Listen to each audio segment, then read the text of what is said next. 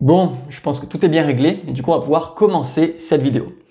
Et justement le moment le plus difficile lorsque tu te lances sur YouTube, c'est justement celui-ci. C'est le moment où tu dois introduire ton sujet. Il s'avère qu'en copywriting c'est exactement la même chose. Le moment le plus complexe, c'est celui où tu dois commencer ta page de vente, commencer à rédiger le premier bloc qui va captiver ton audience. Voilà exactement ce que l'on va voir ensemble dans cette vidéo. Et avant de commencer, si tu aimes mes vidéos, abonne-toi et n'oublie pas de cliquer sur la cloche pour ne pas rater les prochains épisodes. Je publie chaque semaine des formations 100% gratuites pour les entrepreneurs et ce sera le meilleur moyen pour toi de m'encourager à poursuivre ma démarche. Salut YouTube! Dans la vidéo précédente, on a commencé à aborder le message de vente à travers l'entête de ton site. Or, l'entête du site, c'est pas vraiment le message de vente. L'entête du site, si on devait le comparer à un livre, ce serait disons la couverture du livre. Le message de vente serait le contenu du livre. Donc la question du jour, c'est comment commencer ton livre, comment commencer ta page de vente, comment faire une bonne introduction qui va donner envie à ton lecteur de se plonger dans ce que tu veux lui expliquer par la suite, quand justement il a enfin été captivé par ta proposition de valeur. Eh bien la meilleure chose à faire, c'est justement de commencer par énoncer les problèmes de ton client. Or des problèmes, il n'y en a pas un seul, en général il y en a 3 différents, et justement on va voir chacun de ces 3 problèmes. Et du coup, faisons un petit travail de visualisation. Mets-toi dans la peau de ton client cible, imagine le problème qu'il essaye de résoudre. En général, le premier problème auquel tu vas penser, c'est ce qu'on appellera le problème externe. C'est celui qui nous vient directement, c'est le problème physique, c'est ce que cherche à résoudre ton client. Ce premier problème externe engendre un problème interne. Le problème interne, c'est tout simplement les émotions, le vécu, le ressenti de la personne vis-à-vis du problème externe. Donc, à quel point est-ce qu'elle se sent mal par rapport à ce qui lui arrive? C'est relativement simple à comprendre. Enfin, il y a un troisième type de problème, beaucoup plus profond, ça va être le problème philosophique. Et ce problème philosophique, en général, les gens ne le saisissent pas, ne le comprennent pas. C'est véritablement le fer de lance de ta page de vente. C'est tout simplement quelle est la raison d'être de ton client cible, quel est le sens profond qu'il accorde à ce qui lui arrive, et quelle est donc la raison cachée pour laquelle il souhaite à tout prix résoudre ce problème. Donc retiens bien une chose, il n'y a pas un problème, en général il y en a 3. Et avant de passer à des exemples concrets, la raison pour laquelle je te parle de ça, c'est tout simplement que plus ta page de vente ira vers des problèmes profonds, donc des problèmes internes ou des problèmes philosophiques, plus elle sera impactante pour tes clients. Plus elle réussira à les toucher en plein cœur, à provoquer des émotions fortes chez eux et donc à susciter l'achat par la suite de ta solution. Et du coup, illustrons ça de façon concrète, tu vas voir, ça coule de source par la suite. Imaginons que tu veuilles vendre, je sais pas, des formations sur Internet. On commence par du service, pourquoi pas.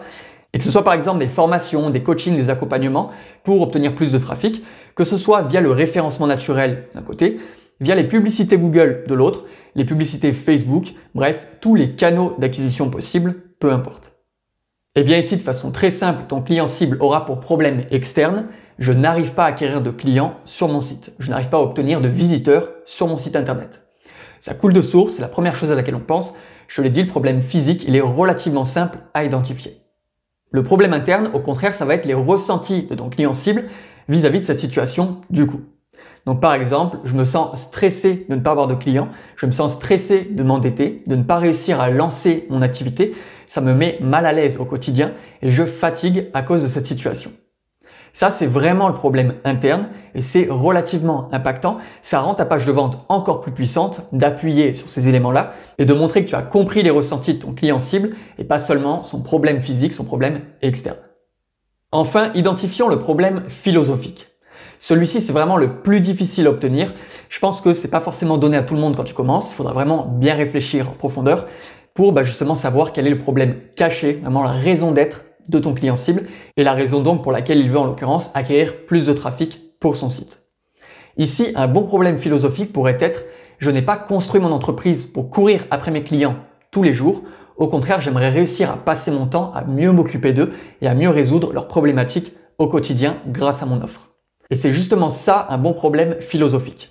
On sort vraiment de l'acquisition de trafic, on sort du mal-être personnel de ton client cible, on s'intéresse vraiment à sa volonté première lorsqu'il a créé son entreprise qui est de délivrer un service de qualité et de ne pas devoir faire le commercial en permanence.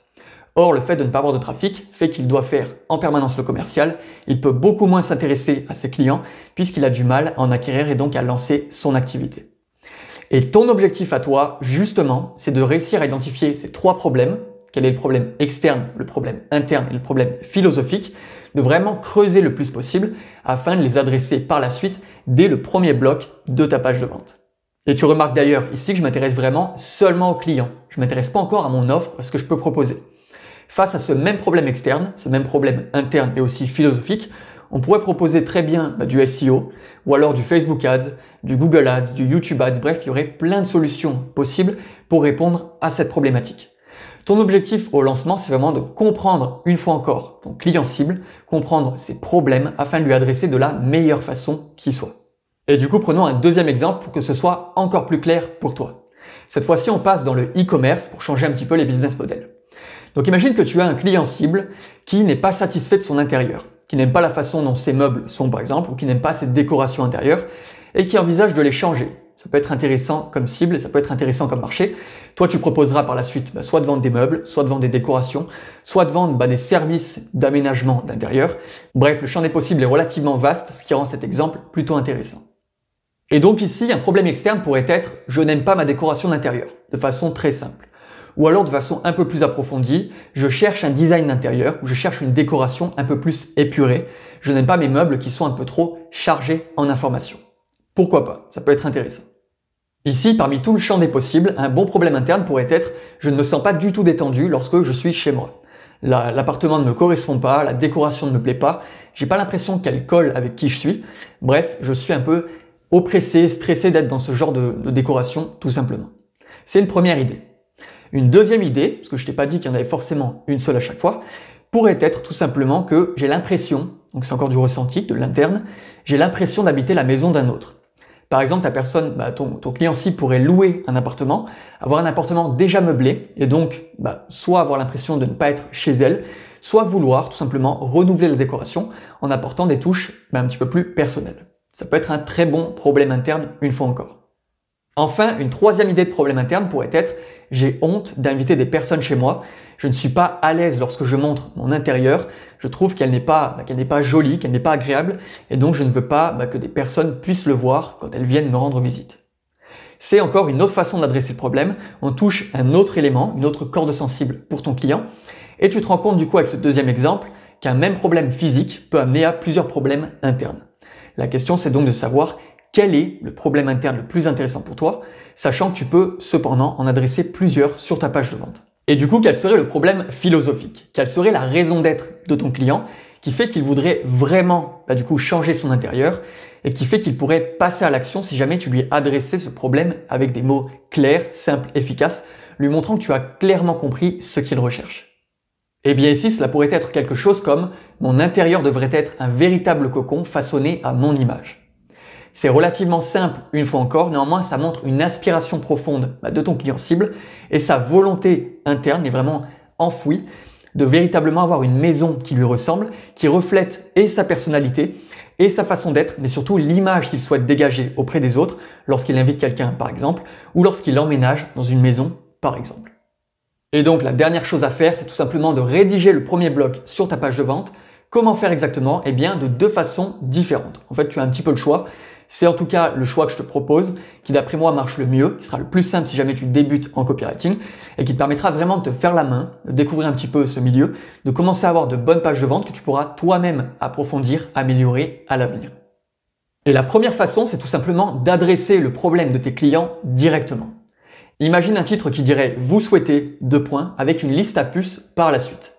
Ça paraît un petit peu brut de décoffrage dit comme ça, néanmoins si tes problématiques sont bien énoncées, si tu ne rentres pas trop fort dans ton client, si tu ne le brusques pas dès le début avec des bonnes phrases, eh bien tu te rendras compte que ce modèle est vraiment redoutable et que tu pourras facilement toucher tes clients qui vont donc se reconnaître dans ce que tu leur énonces et qui vont avoir envie par la suite de continuer la lecture de ta page de vente pour découvrir qu'est-ce que tu leur proposeras de façon précise.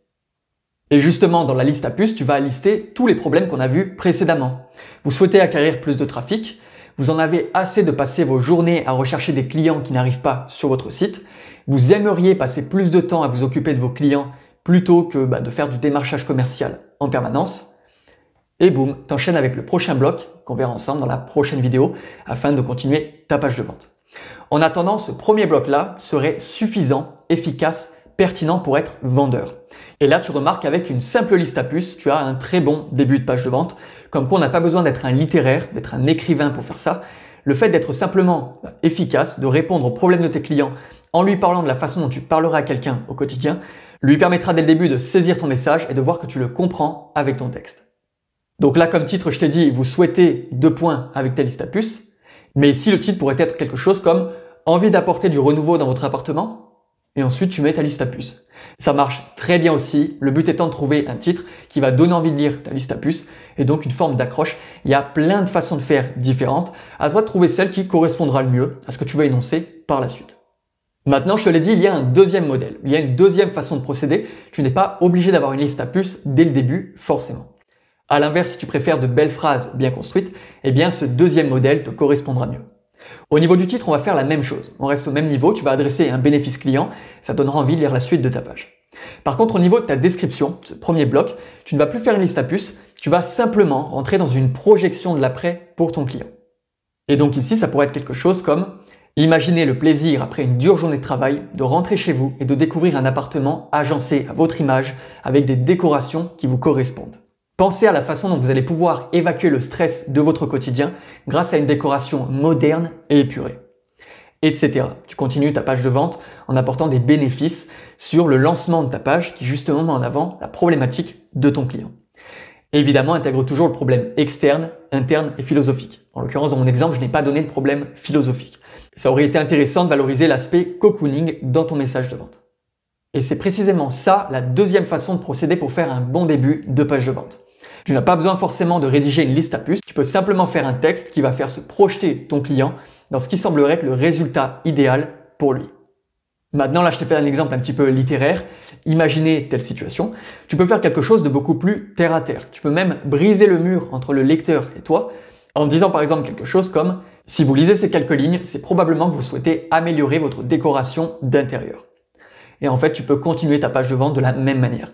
Tu te rends compte ici que la logique sera exactement la même et donc j'ai pas besoin de continuer plus loin.